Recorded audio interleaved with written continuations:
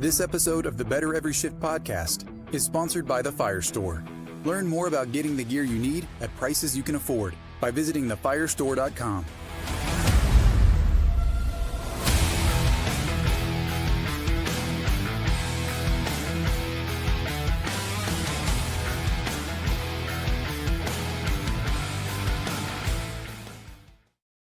Hey, everybody, welcome to the Better Every Shift podcast. What can I say? I'm still your host, everybody. Aaron Zamzo here with a very, very special episode of the Better Every Shift podcast. This is our 100th episode. I can't believe we made it. It has been a wonderful journey. And I first and foremost have to say thank you to the commander, the editor-in-chief, Fire Rescue One, who believed in me and thought, man, we could actually do this and pull it off. So now, I don't know if we say happy anniversary or what we say, happy 100th. 100th. Happy 100th, right? Yes, there's a golfer's clap for us. And how are you feeling about 100, Janelle? I'm so proud. This has been great. This has been such a wonderful experience. You bring so much energy and enthusiasm to the show, and it's been a wild ride. Brings me a lot of joy to reach as many people as we have, and to have all these great people on the show who are doing such great work and be able to, showcase what they're up to. And it's been a really wonderful experience. It is. And speaking of wild ride, we got one of our favorite guests with us, who promised if we made it to 100, he was our 50th, and now our 100th. It's Chief Frank Leeb, who is full of some surprises for us. As a matter of fact, Janelle, he has been touring the country. He's been just promoting health and wellness, promoting a better fire service, and really just working at improving and making us better, right? And he's been doing that when he was active, and now he's retired. I think he actually announced his retirement on our show. Now he's retired. He's working for the First Responder Center for Excellence and doing some unbelievable things. Again, it's been a crazy ride for us, and he has some crazy things in store for us, which I highly encourage everybody, just stick through us, because this is going to be a fun, wild ride. Before we get into it too much, I want to just say, Chief, thank you for all your support of the program. You go around the country and you are not only spearheading this movement to be better, but you're also spearheading this movement to be better together, because we have one common goal of improving the fire service, improving the health and fitness, the wellness, the education. And so first and foremost, I want to say thank you to you for doing that and for really being an example for us to follow on this program. And so it's very fitting that you are here. Thank you for being here. And as always, good to see you, sir. Well, thank you for having me, and 100 episodes. Congratulations. Janelle, you are his foil. I know he does not stay on task for very long. I am positive that you have not stayed on script on the majority, if not every one of his shows. I know that, having the pleasure to work with him with the FRCE, because he is running several of our programs. And so I know, like, he is energetic, enthusiastic, full of ideas. And every once in a while, I just got to harness him in and say, hey, I love all these ideas. Write them down. We will get to each of them, I promise you. But right now, this is the task that we have to accomplish. And he's like, oh, shiny object, like from thing to thing. Yeah. And I think that is really this for your podcast. It's it is that dynamic that you have between you and the quality of guests that you have. That is really I think the keys to your success. So congratulations, and thank you for having me on, for trusting me 3 times. We'll see how much you trust me after this, because my obviously to keep you off balance a little bit on this 100th episode. Oh, you're earning your T-shirt. You get a free Better Every Shift Work in Progress T-shirt that I'll get you sometime, because you're our gold star guest, but rightfully so, because every time we talk to you, you've working on something different. Last time it was the Cornerstones of Leadership book. You just had that out. You announced that you were retiring from FDNY. Congratulations on that. And then you went right into First Responder Center for Excellence. And that hasn't been easy for you as well, because I know some of the behind the scenes stuff. As you mentioned, you have to corral me and get me to be on task. And, you know, we just kind of toured the country with a functional health and wellness seminar that was really successful. But a lot of that was due to you and Lori. We can't forget about Lori Jacobs, who really is the glue of that organization as well.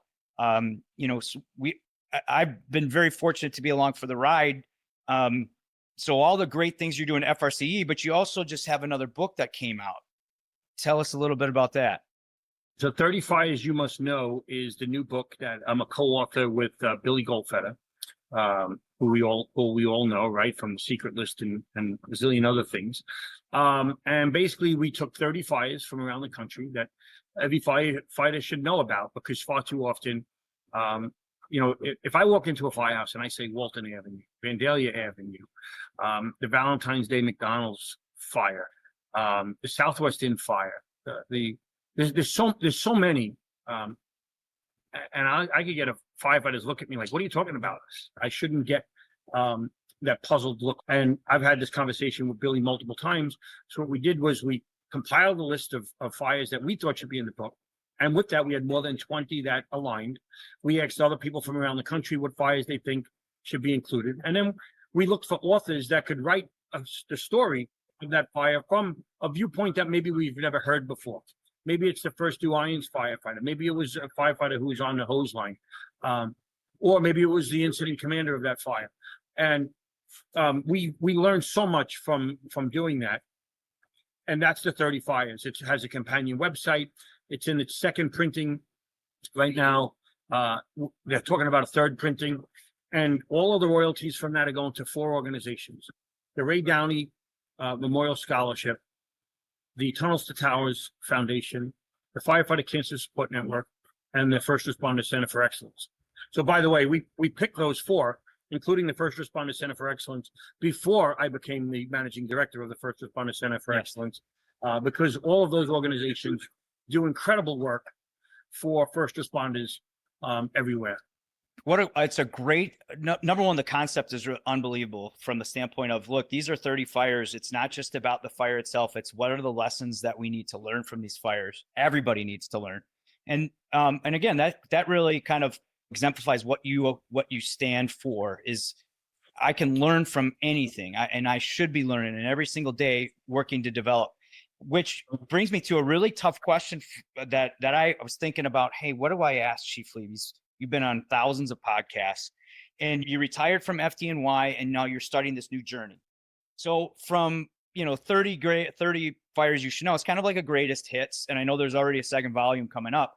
But give me 3 greatest hits from your career. So I'll give you probably one of the best was my experience serving down in New Orleans after Hurricane Katrina, and seeing the amazing resiliency of the people down there, of the fire department, seeing the FDNY's team. Yeah, I remember the incident commanders got us all together down at the time, and we sent 300 firefighters down for 2 weeks at a time. We actually wound up sending 3 deployments. I was on the first one. And I remember sitting out there in front of the home base. We needed to do things. We need 2 people that know how to fix a roof. 2 people raised their hand. We need 2 people that know how to, that are electricians. 2 people raised, no matter what they ask. We need 2 people who can cook for a large group. A couple of people that were college trained in how to be chefs raised their hand. We need 2 people that know how to hotwire cars. No questions asked. 5 people raised their hand. And I learned that the FDNY and firefighters in general can do anything. We are capable of doing anything. The wisdom of the crowds, when we get a group of us, we can do and accomplish anything. And that was a really big lesson pretty early in my career about that, because I absolutely love being a firefighter. I love the FDNY. I always will. It's an organization you never leave. Even you retired guys, you retire and you're still part of the organization. the second would probably be the first serious fire I had. I came on to FDNY in 1992, and in February of 1993, I had a serious fire, Kings Highway and Avenue D in Brooklyn. Fire was out a bunch of windows, and the teamwork and the tenacity and just what was going on at that fire. And I burnt myself there because I had been given advice to put my flaps up in there that you want to hear. You want to feel the fire. You want to feel if it gets hot when you know when to leave. And I'm like, I got 3 months on the job. In hindsight, I had 3 months, and I'm going to tell this 30-year captain that's with me that it's time to leave. Like, nonsense. We're part of the team. You're only as strong as your weakest link, and use all your PPE. That's why they give it to you, because you're better. You're better when you're using all of your equipment, and you don't want to be the weakest link. So I vowed to never be the weakest link after that. And probably the third would just be an annual experience that we have, the Medal Day in the FDNY, where we celebrate our people. We celebrate our wins. I think it's fantastic, and one of the great traditions of the FDNY. Celebrate your people. Everybody's there celebrating. It's just an amazing day. Any regrets that you have? I have no regrets. Yeah, I mean, there's times you wish, hey, if I would have worked in this firehouse or that firehouse, but no, in hindsight, love the job and its people, and I'll love you back. I've loved the job since the day I got on, and I give a lot to the fire service, but I get so much more in return. I could never repay all I've gotten from the fire service, and I give a lot, but I get so much, and it is a pleasure to serve. It is a privilege to serve, and we should never, ever, ever forget that. Well, I think that's the essence of right, of a career. That's what's going to drive you through the career, right? You love it. We get the opportunity to make a positive impact, and that's one thing that I always take kind of from our conversations too. Is, first you kind of corral me and say, hey, this is where you got to do. We get this opportunity to help other people who help others, and it's one of the greatest things, right? It's we're kind of talking about greatest hits here because we're at 100 episodes, and right, like the greatest thing we get to do is help other people and help other firefighters now as your career goes on. So we kind of addressed, the greatest hits kind of theme, right? And so, like, Janelle, we were talking behind the scenes about some of the greatest hits questions, right? What do you got? You have one for Chief, I know. Oh, I've got a bunch of greatest hits. I mean, you're at that point. You've got #1 albums / books, So we've got some questions along these themes. Chief, what is the album name for your fire service career? My wedding song is Love of a Lifetime, and my fire service career has been a love of a lifetime. That's awesome. So, Excellent. so if I would have to go with that if I wasn't going to go with my walkout music, which is Back in Black. I know we already hit the walkout music on, what was that, episode #1 maybe? Yes. So we're just circling back, keeping with the theme. What about your opening act? You're a huge star. So who's going to be your opening act in the fire service? Who's going to go on to become a huge star? Well, so that's a great question. And there's so many different ways that I could go with that. But here's every single person that we bring on to work with the FRCE. We're building a winning team that understands teamwork, that prioritizes the greater good of everybody over themselves. So I can say any of the people that are doing our program manager work, that would include Zam, that would include Dina Alley, that would include Tim Graves. So those would be the 3 people that I have focused in on how we build the team of teams that begins with the winning mindset. The FRCE, like the FDNY, we play to win on every single thing we do. We just got awarded a new grant, an AFG grant, and just watch what we are going to do with the FRCE. Some of the programs that we are going to deliver in the next couple of years are going to be innovative, and they are going to immediately impact the firefighter, the EMT, the paramedic, the dispatcher, whoever it is that comes to these programs.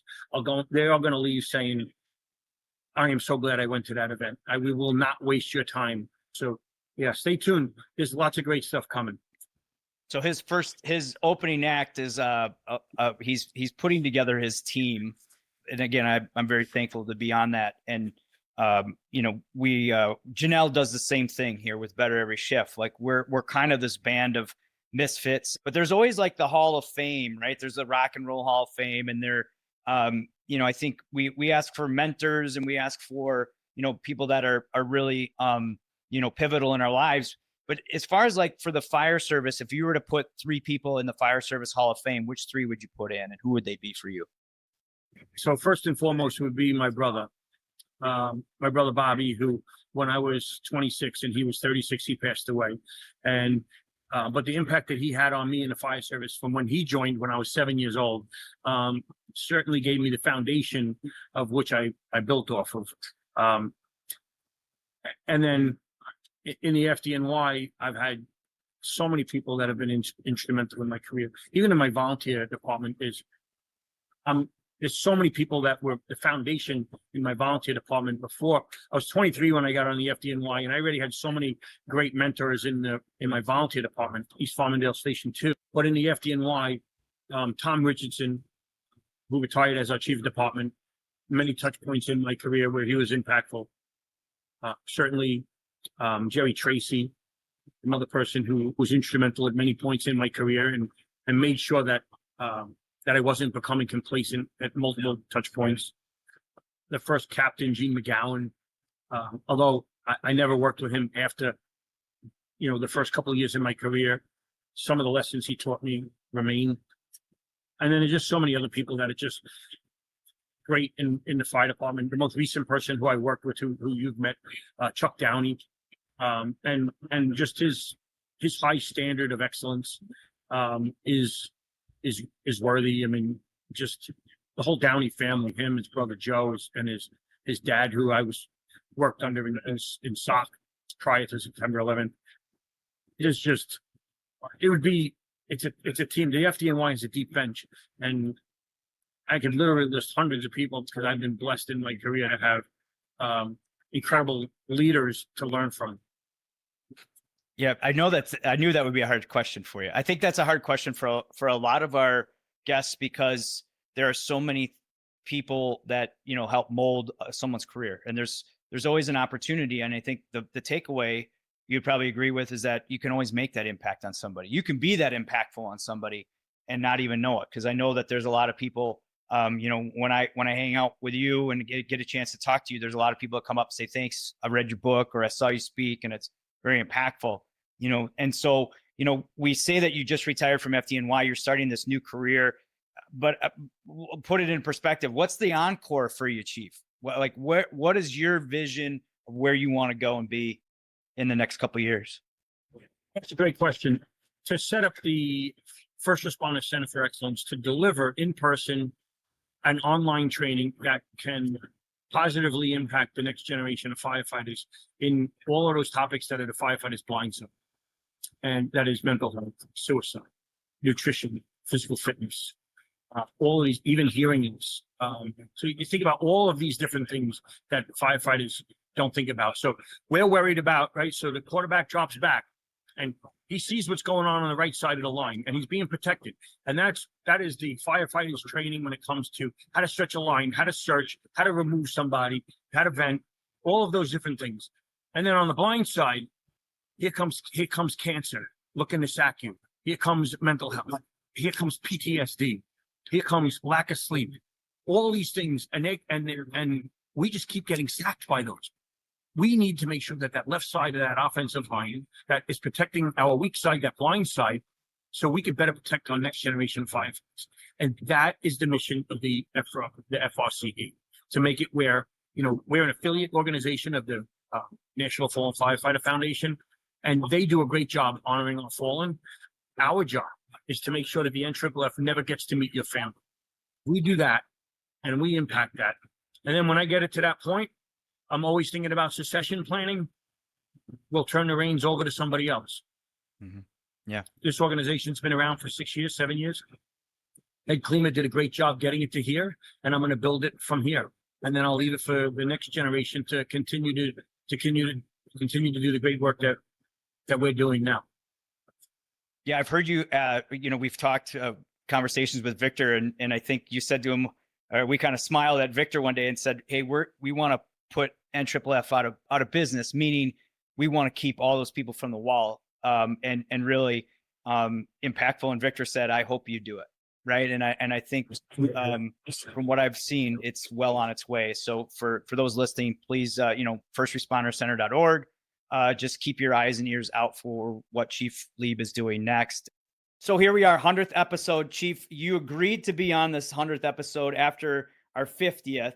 And the reason why we wanted you is is your enthusiasm, your knowledge, and just you're kind of the rock star of the fire service. And wherever there's rock stars, there's always surprises. There's always, interesting people and a lot of commotion. Things can go off the rails. I think you have some of that planned for us today. Is that right? Right. Buckle up. Surprise guest number 1, Jim Bernecka.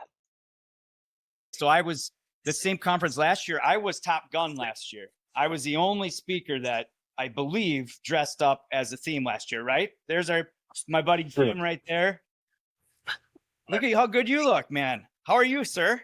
I'm dressed for a Zoom meeting. I got the shirt and tie with the sweatpants. Nice. Okay. I would have figured that you just have boxers on, but that's Honestly, I'm just happy he's got pants on. So we're in not technically exotic. We're in exotic Beaver Creek, but we're really not. We're 2 miles outside of the city limits of Beaver Creek. We're in Xenia. Did I say it right? We're in Xenia, Ohio. But it's good marketing, so I wasn't going to ruin the exotic Beaver Creek. We can't, and because it's you can't get rid of the beaver in the exotic Beaver Creek. And look at this. How freaking cool is that? Wow. Beaver Mania. Yeah, that's true, Janelle. But what I'm telling, look at the FRCE. Look at how beautiful that is. That looks good. It was silver on the back, Chief. Yeah, and look all over it's hard to see. But look at how the crackle one, how nice that came out. Yep. And so each of the speakers this year got a mini. So it's really cool. Well, let me just so as we're kind of rambling on here, I think it's really good time to just say to introduce Jim Bernecka there and talk a little bit about this Brothers Helping Brothers conference. Chief, you spoke there. I spoke there last year. Jim has been kind of starting this underground movement, very similar to what we're doing with Better Every Shift. Very similar from the standpoint of we're kind of misfits, is what I like to call us. That we're all really taking this brotherhood and sisterhood to the level it should be. And Jim, everything that Jim Bernecka has done has been about helping other people. And through that, we all learn about the struggles that we have, right? And that sometimes it's easier to help somebody else than deal with our own. And I think, right, that's some of the essence of what you've been trying to do there in exotic Beaver Creek with this unbelievable conference that you got, Jim. So if you don't mind, I'd like to just introduce everybody here on the Better Every Shift to Jim Bernecka Jr. and just if you want to just give me a highlight, buddy, about what you've created there. And I know you're not good at talking about it, but Chief Leeb, you know how to do it. I'm never at a shortage of words, so I'm going to start by saying the one salient thing you could say about this conference is this is the 7th year for a health and wellness conference. They were ahead of their time. They were talking about these topics when very few other people were, which is why this year we announced a strategic partnership with the FRCE with this conference to make sure that we help deliver the best that we help them continue to deliver the best conference possible. So we encourage everybody who's listening to come. We encourage you to bring a friend. And Jim has not said what the theme will be for next year is, but they make some of these difficult to talk about topics. They add a little bit of humor to it. My keynote yesterday was interrupted here. I was put into a sleeper hold, and the next thing you know, and then I had a hero come and save me by knocking him in the head with a chair. Actually, it was more in the back and the head. And then we pinned him. And that's what it's about. We're pinning down these issues that are really the firefighter blind side. That, we're brilliant at the basics, but we leave a lot of these things that we don't really talk about and do. And they have been doing that for a long time. So Guest number 2, Nick Magato. And by the way, if people are listening to this podcast, this is the time to jump over to our YouTube channel and watch this in video, because these guys are, well, just what you're gonna see, because these guys are very clever, creative, entertaining, and I've very fortunate to be able to call them friends for the last couple of years. And so why don't you guys just introduce yourselves real quick, because I won't be able to do the justice of that. So go ahead. So I'm Nick Magato, the one-man gang, and Clearly. I'm here to, just mess things up, right? And take out the evildoers so that, people like Frank can go on and continue to teach the future firefighters and current firefighters of America how to do health and wellness right?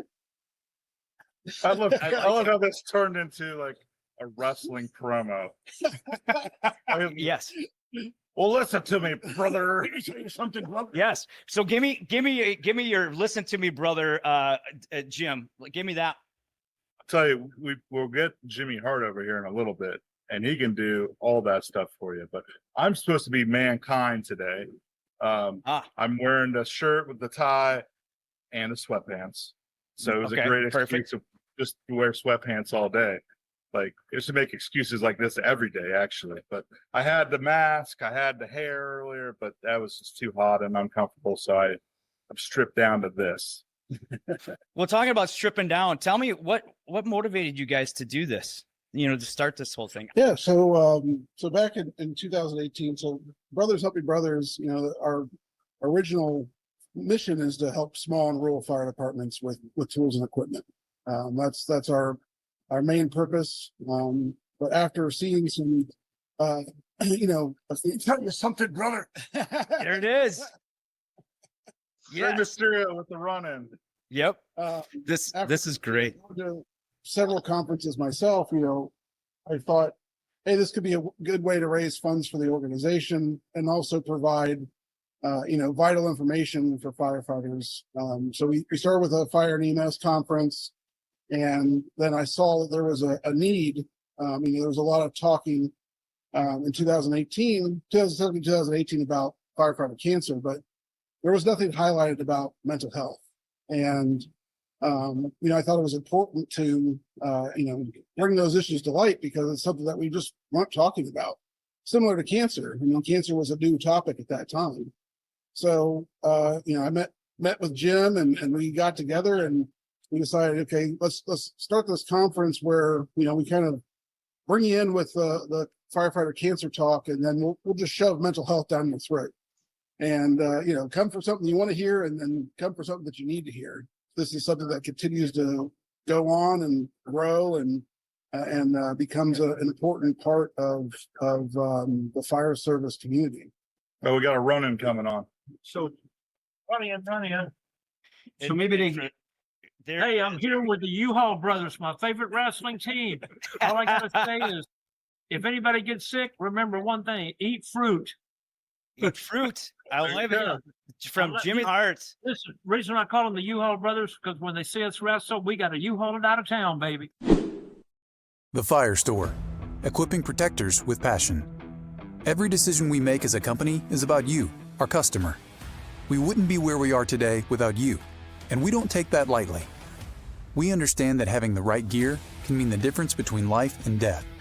Our goal is to get you the gear you need, when you need it, at prices you can afford. Visit us at thefirestore.com for everything but the truck, and shop our family of brands, including Streamlight, MSA, Lion, Fleer, and more. Now let's get back to the show. It's great to have all three of you guys here because, on our list is Jim and Nick. Jim just got a book out, Overcoming Tuesday.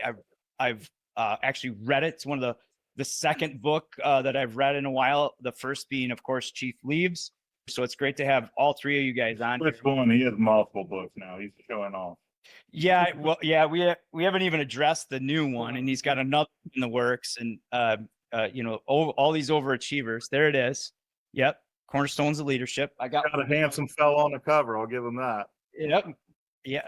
As a matter of fact, Chief, not get too sidetracked. That's the day I met you. Was the day that you delivered that that keynote a couple years ago. It's also the same weekend that I actually met Jim at a conference, and Jim said, "Hey, I love what you're doing, Zam. I think you'd, really like what we're doing here on the side of health and wellness." And it's funny because Chief Leeb, and I think in our 50th episode, you said, what we need to do is we need to sprinkle in, some of the M&Ms, with some of the fire tactics, right? We talk about all the fire tactics. Everybody loves the fire, but we need to sprinkle in the cancer message, the mental health, the fitness, the overall wellness with some of them to really hit our firefighters. And it's something that these guys with Brothers Helping Brothers have really done, right? Like, if I know that's why you really like to support them, but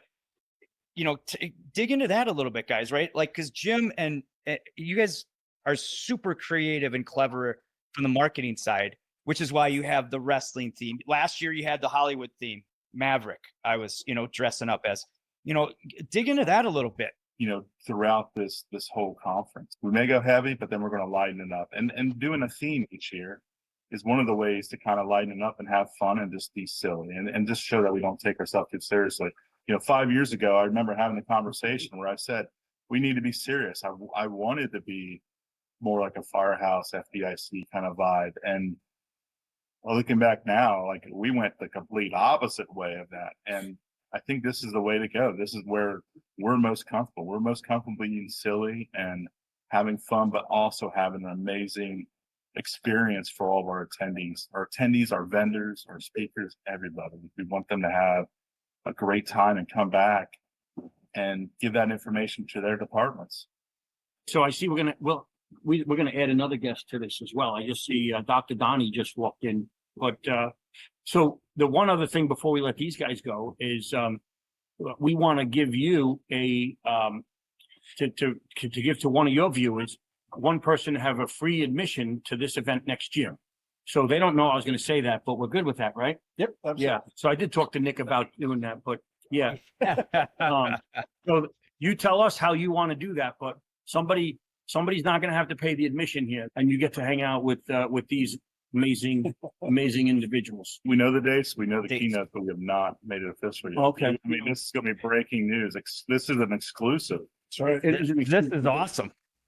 Yeah. So let's go. Give it up. I feel very paparazzi like. Yeah. There's a lot of pressure here. The dates next year are going to be October 15th through 17th. So our keynote on that Wednesday is going to be Dean Ali. And the keynote for Thursday is going to be a gentleman named Rick Cheatham. And you just got to trust me on this. He's going to be phenomenal. We'll keep everything else a secret. Next up, Dr. Donnie Hutchinson. Dr. Donnie does a podcast as well about, he's always speaking about work-life balance, the importance of family. Dr. Donnie, you guys tell them what's going on here. Give them a little something because our next guests are lining up now. They're like, this is awesome. Chief, thank you. This is great. Dr. Donnie, I met you a couple times, listened to you just about your presentations about, mainly work-life balance, really about optimizing your health and your, personal life. So it's great to have you on the show. What are you diving into there at Brothers Helping Brothers? What we do is that it is all about total wellness. So if you think of your physical health, mental health, social health, spiritual health, and Frank, we talk about this so many times too, right? Is if you make that your foundation, then that's what propels, that's what you build your family and you build your career off of, right? You got to take care, you got to build that solid foundation of all those health components. You've worked with firefighters, you worked with first responders a lot. Give us give me one or two tidbits of information or just tips that you think, hey, start here. Every first responder needs to understand and do this. Okay, first thing is you need to stop and get quiet. That's number one. Get reacquainted with that inner voice, because so many times we all know what we should be doing. It's just that we choose not to do it, right? We get busy. We set. So if you get quiet and you listen to that inner voice, you're going to hear that soft whisper telling you what your priorities ought to be. And then the second tidbit is simply try to wake up the next morning and align your behaviors with those priorities that have been whispered to you. And that's really what this is about, is just taking each day, day by day, just asking yourself, what are my priorities and what behaviors do I need to do to support those today? And just carry that out. Boom. Very well said. I mean, that's very similar to, I think, a lot of the stuff that we try to,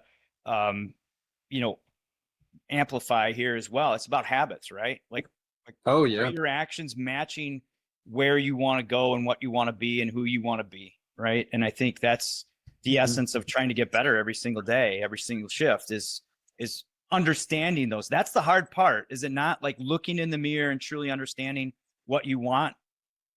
It is hard, and it's hard because of this one word we call denial. That's why it's so hard. We are experts at denying denial. Think about that. We deny denial.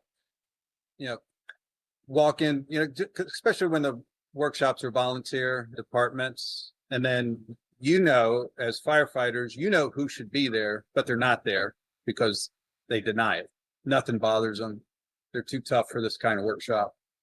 And that's unfortunate, because those are the ones that if we get them in the workshop, those are the ones that benefit the most. And the key that I always talk about with my training officers and union officers and chiefs and so forth at departments is your number one job is to get them in the room for the expert trainers that you bring in. Let us do our job, but we can't do our job if we don't get them in the room. If we get them in the room, we can truly turn lives around in this whole mental health, self-care, behavioral health. I mean, the biggest thing that I preach anymore is I call it proactive behavioral health. Mm-hmm. Because if we think of therapy, it's reactive in nature, which it is. Proactive behavioral health is all about fixing the small things in life before they get out of hand. And that's really what work-life balance is. It's fixing these small things so that it doesn't get away from us. The guests keep coming. We've got Corey Pern and Rick Markley from Crackle. Here come our next two guests coming in. Neither of these guys need any introduction. Hey, there they are. I'm gonna let them introduce themselves. Corey and Rick. Hi, guys. How's it going? Hey. Good. It's good. We got the Crackle team in the house. We do. Rick, what are you going to talk about? What am I going to talk about? Let's talk about the cancer registry, the National Firefighter Registry for Cancer. Yeah. So why is that important? Why is it important? Because the federal government has put significant, serious money into finding out how firefighting and cancer is related. They have put serious money into it. They've created a law, and it's up to us to take that effort that they put into it and make good on it, right? And the way we can do that is signing up for the registry and becoming an advocate in our own fire departments to do that. And the data that we get is going to be used over the next 20 years to figure out how and where firefighting and cancer link up. And in fact, where they don't link up, because that's just as important as where they do. So we can start to develop programs to reduce the risk of firefighting cancer in firefighters. I mean, that's the ultimate goal of this. And again, there's significant resources behind it, and it's just up to us to do it. It takes about 5 minutes to create the account and get started on it. And maybe, another 20 to 40 minutes to actually fill out the form. And once you do it, you're done. You can walk away from it and never have to look at it again. It was easy to do. I mean, really, It took hardly any time, and we got to get more departments to be gold helmet departments. The registration is still not even at 20,000 with a stated goal of 200,000. Once it eclipses 30,000, it'll be the largest cohort study of firefighters. And what we need to do is get all these firefighters in, because that's going to let the researchers and NIOSH and others really do the 360 size up that we need to really tackle the problem of cancer in the fire service. But we haven't done our job of signing up in the numbers we need. So we need more leaders to make sure that their members are getting on board and getting as many people signed up as we possibly can. Current, former, career, volunteer combination, whatever you Yeah, are. doesn't matter, right? Everybody to get involved in it. And just one final thought on it. This is a great opportunity for some of the smaller, more niche elements of our fire service, whether it's female firefighters, whether it's volunteers, whether it's wildland. That element of our fire service that has been traditionally hard to research. Now we have an opportunity to do some quality research on them. So the numbers of those participants in the registry are very low, so we need them to really step up the game as well. So again, the women, the volunteers, the wildland folks, the indigenous firefighters, we need all of their data because it's hard to collect that data in other areas. So thank you. Excellent. Yeah, good. Perfect. It's good to see you, buddy. By the way, Rick and I have probably seen each other like 30 times this last year in different conferences and airports and one hotel bar, I think. It's always great to see it. We just I'm just there to make sure you're not in trouble, Sam. I'm not there. well, that's a hard part. Yeah. So it's good to see you. And you're right. The fire service, especially, as I like to call us, the misfits here on the Better Every Shift. If you're truly a brother or sister of the fire service, you will take 20 minutes to help future generations and current generations to provide more funding for this and to really help with the research to discover what is causing, what's helping us, and how we can really combat, which is the biggest, I think, obvious health threat to the fire service is cancer. So thank you for being on, buddy. It's good to see you. And that guy next to you, he's part of this this little crackle team, we call it, this magazine. He's been on the show, returning guest. It's good to see you, our friend Corey Pern, back. How you doing, sir? I'm good. Nice to be back. What's happening? What's cracking? What's not happening? He was a speaker. You were just a speaker at the Science to the Station. Yeah. Knocked it out of the park. In that, he's just been everywhere. Yeah, I just published our number 15 issue. So we're just, starting the turbine for the next one. So yep. Can you When's the give next a little insight on who's going to be on the cover of the next issue? I don't know, Aaron, do you want to?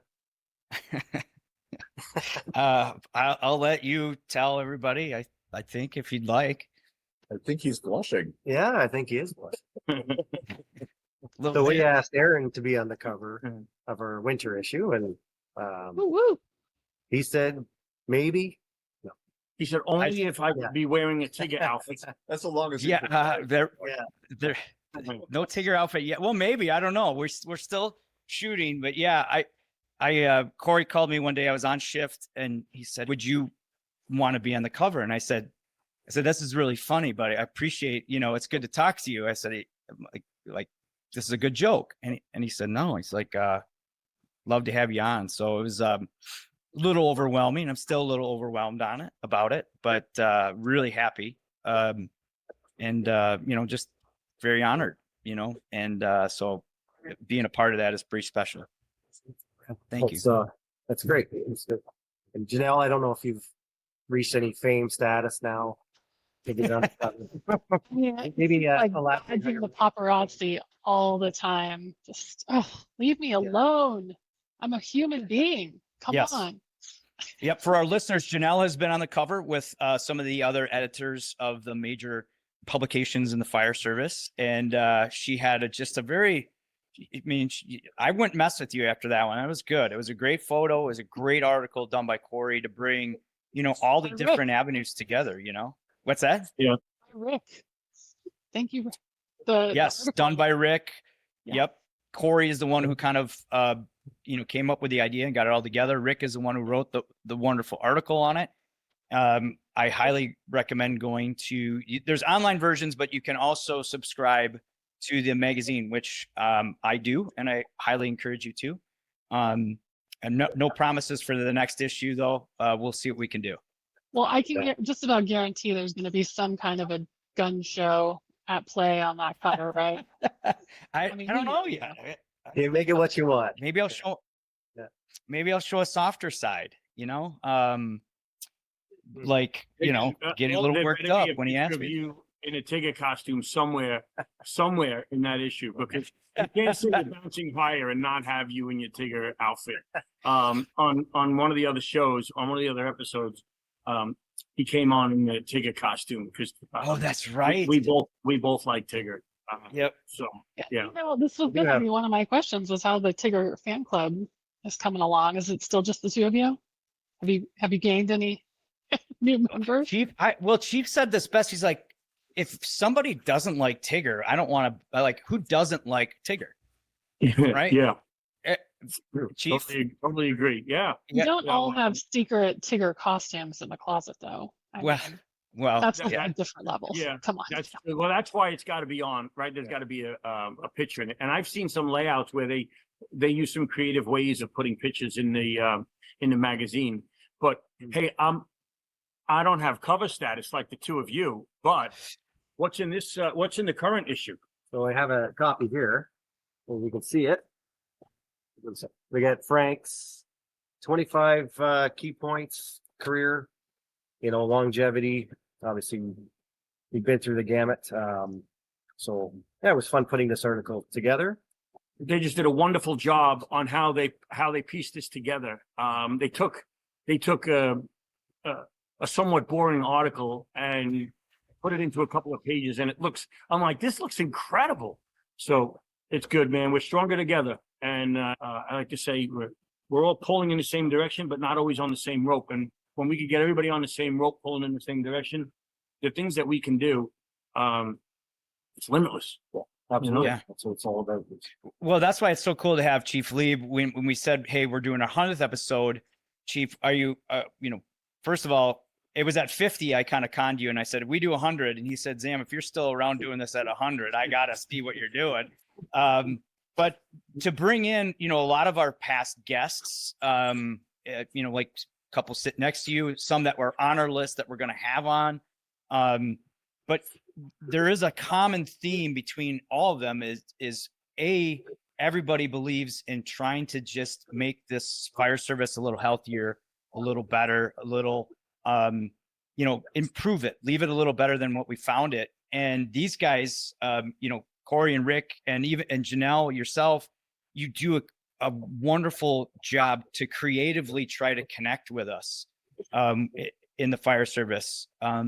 Through, Corey, just like Chief was saying, your creativity in making some article kind of a little flashier enough to like keep our attention to serve the points and really get those points along. And Rick, the same thing with the article you wrote about, Janelle and, the fire service publications, just to be able to give people background and understanding. And that's really what we're trying to do here. And Janelle, I have to say thank you, because this podcast wouldn't have been possible without your forward thinking and just creativity. So Chief, I think you can totally agree that they make us sound really, really good. And even when, we're passionate about the message, but they're bringing that out with their creativity. And so, special thanks just to you guys, obviously Chief Leeb for so many things, but Rick always being around there. We've had some really great conversations. Corey, same. What you're doing with Crackle, both you guys is amazing. And Janelle is, I can't say thanks enough, but 100 episodes wouldn't have been possible without you guys, honestly. It's incredible. It's incredible. That's a great, unbelievable 100 episodes. Yeah. And really we're all in this together. And I think if nothing else highlights that, it's really having all the different guests on here, the diversity of thought, the diversity of topics that everybody speaks on, to celebrate the 100th episode of your show, and just the whole ecosystem of the fire service and all the issues that we are worried about. That it's, as you said earlier, it's not just about fighting a fire and learning how to stretch a hose line. That's important. But if we don't talk about all the different things that impact us, if you're not physically fit, you're not going to stretch a hose line or get a victim out of the fire nearly as quick as if you are physically fit. So that trail mix approach of incorporating health and wellness and physical fitness into everything, giving the M&Ms and making sure that they're also getting the granola that keeps them safe and healthy in the long term is so important. And that's why I hijacked, because you guys were very clear that you had a lot of surprises and things that you did not want to tell me about for this episode. And I'm like, how do you one up Zam? Oh, Well, yeah, you did. I had a choice. I was actually going to do this podcast from the hotel, and because I was worried about the internet, or worried about it being quiet enough here. But I said, we got to try it, because that's the only way we could have all of these people that are doing great work for us on the show. So Victory is clearly yours. Yep. I'm not ready to say mic drop yet, because we still need the mic, but very well done, Chief. So far, great kind of guests, and I've even insulted some of them, just like I do our normal guests. So I feel like, you know what, they're all part of the Misfit family, and very, very thankful for all that. The work that goes into getting a podcast to 100 episodes is just remarkable, right? I mean, you know how the work it takes to get to episode 50, to publication 15 years, and then all the other, and this isn't the only thing, right? You produce other supplements and stuff. We do, yeah. We did a fire station design, so it's innovation architecture planning. It was a standalone magazine. Did great. And the Science to the Station one, which was like incredible. It's a publication. It was equivalent to the magazine itself, and just a tremendous job you did on that one as well. The Firefighter Cancer Support Network's the cancer. We did that. Oh, that's right. Yeah. Yes, which is fantastic. Yeah, really good. Yes. At the Science to the Station, I got my first look at that in print, and it's just, it was really. Again, the designers just absolutely crushed it on. I totally agree. Well, the information's always been there, but how we kind of break it down so we can understand this, because I am the market, Well, and that's why if I don't understand it, then it's not going to make it. So. Yeah. Well, and that's the essence of what I try to do is break it down into a truck guy speak. Like you got to speak a little slower, but if we read it and hear it in different manner, sometimes it sticks a little bit differently and better. And and that's what you guys do. I mean, every one of you. I mean, Chief, you use the hard topics of the fire attack and the stories of valor and rescues and the different fires that you've had in New York, but you also try to you don't try, you do a great job of saying, but after that we go and we decon and we do these other little things that set us up for that moment. And everybody in the fire service needs to listen to those. And again, you guys really match what we're trying to do here, and appreciate it. So great stuff. Now it's time to transition to Zam being a total professional in this highlight reel. It wouldn't be a better Every Shift podcast without plenty of mistakes. And I think I would like to transition now to another part. And Corey and Rick, I think you'll enjoy this as well. You ready for a little video, Aaron? No. You guys ready? Should we try it? Let's do it. Can you hear me? Yeah. Is this thing on? Because I'm like, am I really that bad? Did I do that? Wait, can I say that? Oh, Jesus, what was I doing? Editor one. See, I fuck everything up right away. It's so funny. I had like 20 minutes to do this, and then I still fuck it up. Anyways, we'll try that again. Start from the top. Aaron will just wrap up. I'll just be a blubbering idiot because I've tried this 3 times and messed up each time. How now, brown cow? I feel horrible for her because she does all this background information, and I usually just use it for like the bio, and then the train just goes off the rails. And which like for Janelle and an editor like yourself, right, Corey, like you guys have the structure, and so I just kind of do that just to get under Janelle's skin, to challenge her to develop and grow. YouTube page at God, fuck this whole thing up so much. I'm looking at too many things here. Oh, we should check your pronunciation of my department, because so far it's been pretty shit. It has been Anne Arundel. No. Anne Arundel. There, better. Is that right? I used to say Anna Arundel, but it's Anne Arundel. That's perfect. There you go. Yeah. Welcome to the Better Every Shift. The Better Every Shift. God dang it! Like, yeah. Now I'm gonna do that. I know. Now I'm gonna call it the Better Every Shit podcast. Don't you dare. Yeah. It's where we hit the fire service right in the butt. Yeah. Better Every Shit podcast. We're classy here. Janelle writes down like when I mess up and like she'll email me. It's like this long list, like it's an Excel spreadsheet. I'm like, God, I don't know why she keeps me here. This is not true. I got him on mute now. He can't hear this. What the is this guy supposed to be a professional or what? Oh, I'm sorry. Hardly, Jeez. hardly a professional. I thought it would be nice to wrap up with. The two there. Walk down memory lane, little Oh, wow. peek behind the scenes for folks. Oh, thank you, Janelle. Here's to 100 more, I hope, right, Janelle? And thank you for I don't know what you call those highlights, bloopers, the blooper reel, the gag reel. So, yeah. Keep it real, right? And there wasn't that many. I wonder, that couldn't have been all of them. Oh God, no. No, I don't have that kind of time, Frank. I mean,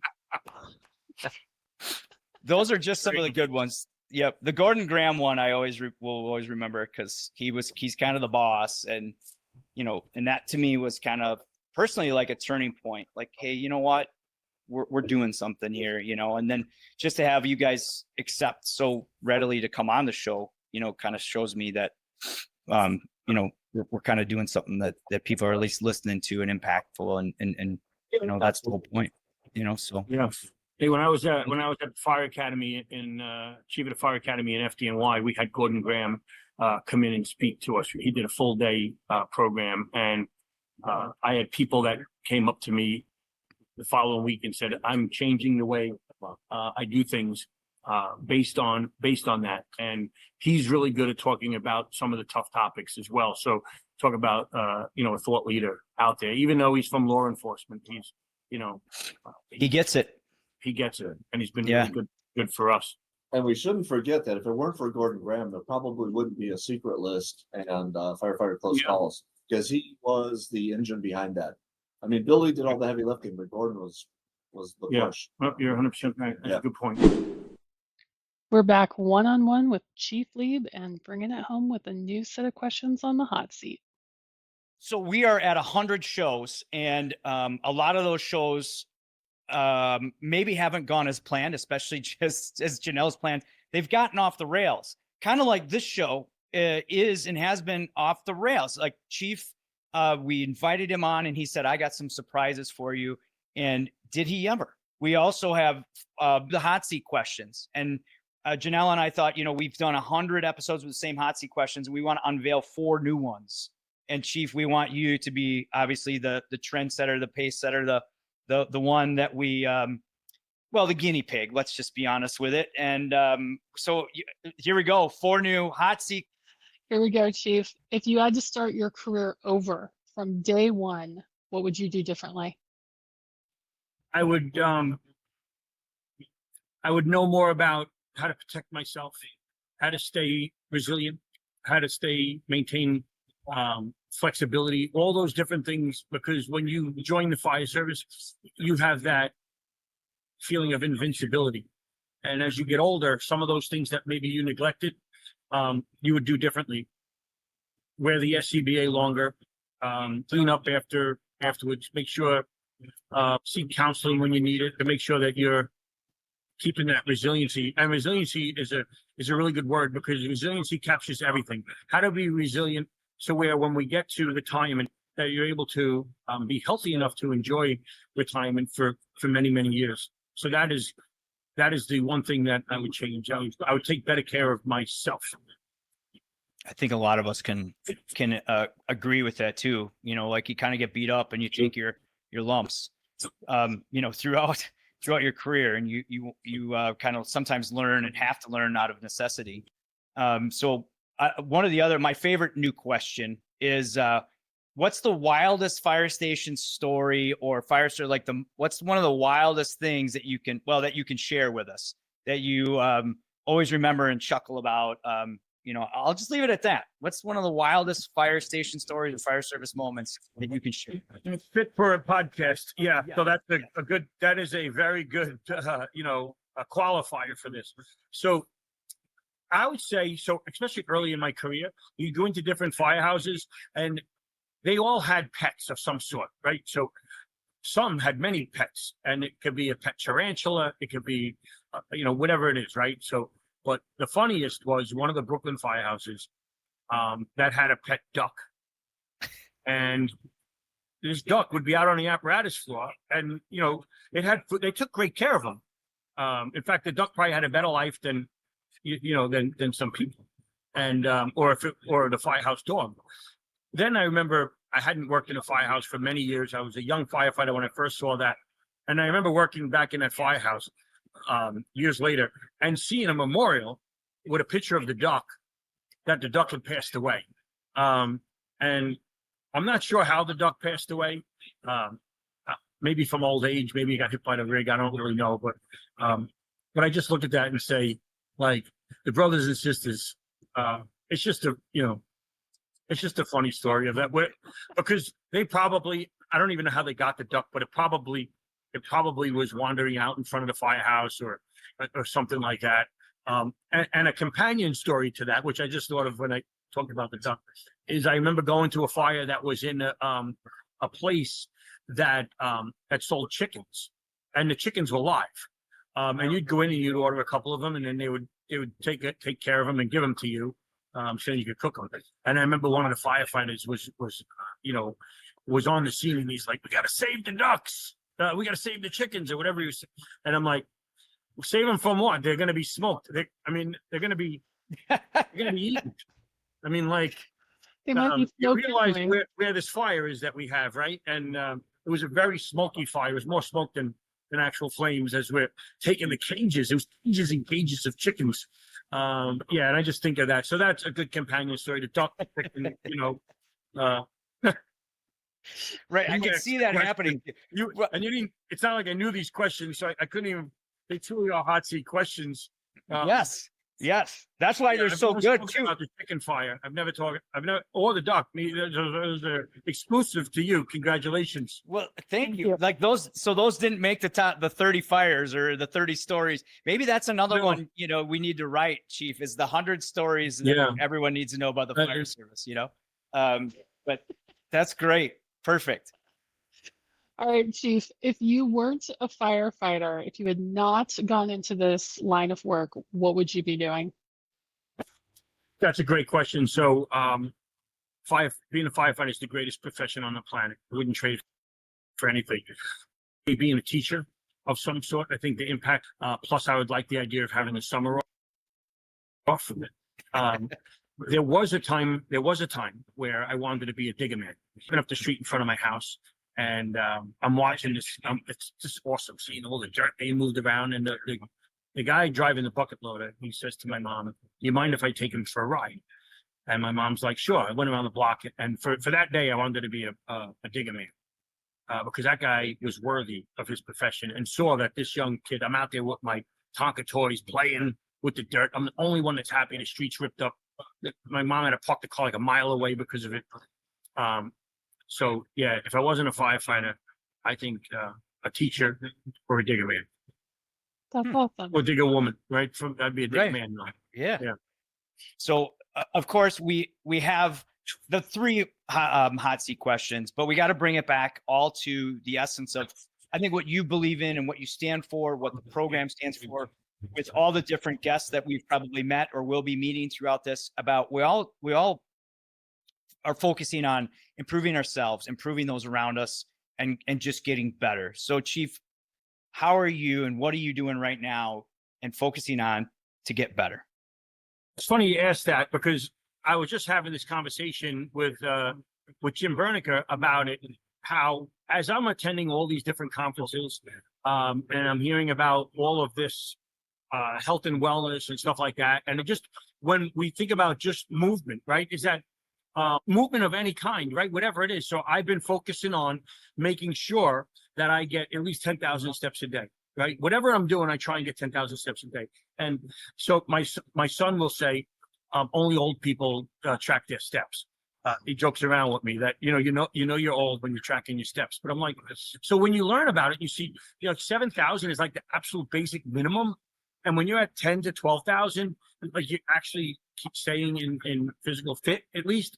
And so I have a streak going, and there's times where I'm like, I'll be watching TV and I got to get on the treadmill. I got to do something to get my steps, and because it could be 10:30 at night.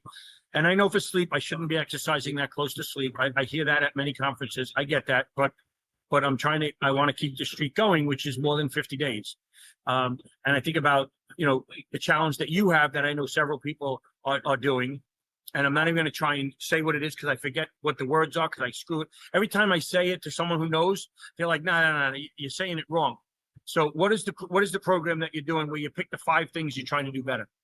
Well, we call it 5 for 50. The 50 5 for 50. So yep. I'm doing my own modified version of that with different things and trying to watch what I eat, watch my sleep, watch the alcohol intake, all that type of stuff. I think that's important. Yeah. Well, and I think too, right? Like here you are traveling the country, really, obviously, you're kind of a rock star. You are a rock star, which is why we're so thankful to have you on. And, and I've said, thank you, but it's been truly an honor just to watch not only you, but how you're teaching me how to respond to people.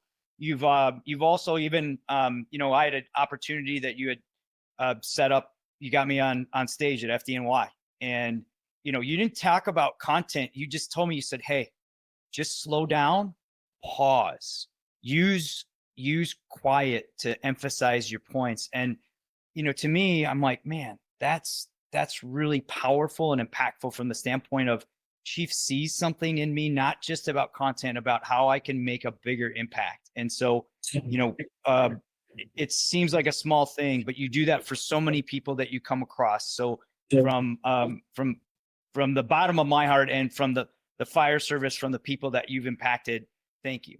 I'm not a rock star, right? I'm just one of many people that are trying to make our beloved profession better. And that includes you. And when you speak, like, your content is great. But I know, like, when someone gets up on the FDNY stage at the FDNY Fire Academy, that is a big deal. And there are very few people that are not members of the FDNY that have had the privilege and honor to do that. So you speak, you have a lot of information, so you tend to speak a little bit fast anyway. So it's important to just say, hey, take a deep breath. You're up for this moment. And by the way, you knocked it out of the park, right? You were fantastic, which isn't a surprise, but that's why I didn't need to talk to you about the content. And you're open to suggestions and learning, and you have so for someone in your position that has a significant following, that has had some success, the fact that you still have that beginner's mindset and you're open to learn and take constructive feedback is a testament to you. It's why you're part of the FRCE team. We don't have people on the FRCE team that don't have. Everybody that does work for us has a very similar mindset on what we want to do, what we want to accomplish, and how we're going to get there. We're all misfits, right? Misfits from the standpoint of, we do have that, hey, I every day get a little bit better. And just for the listeners, and I think, Chief, you would totally agree with this, is there's so many people behind the scenes that are making wonderful things happen, for the fire service, and Janelle is one of them.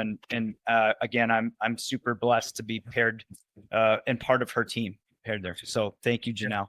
You are 100% right, and we need all of us, right? We need everybody that's pulling in the same direction. All the different people that are doing wonderful podcasts, that are writing wonderful articles, that are attending conferences, that are speaking conferences, that are training their firefighters in their own department. We are all part of an important ecosystem that is our training lineage, and building upon that and what we do matters. And we need everybody, as long as you're not teaching and saying stupid stuff that's going to get somebody injured or killed, we need everybody pulling in the same direction. So I appreciate what you, like I mentioned, I appreciate what the two of you do with the diversity of the guests that you have on. To have me on 3 times is just an incredible honor. We had some great guests, all coming together for the one purpose of improving each other, improving the fire service.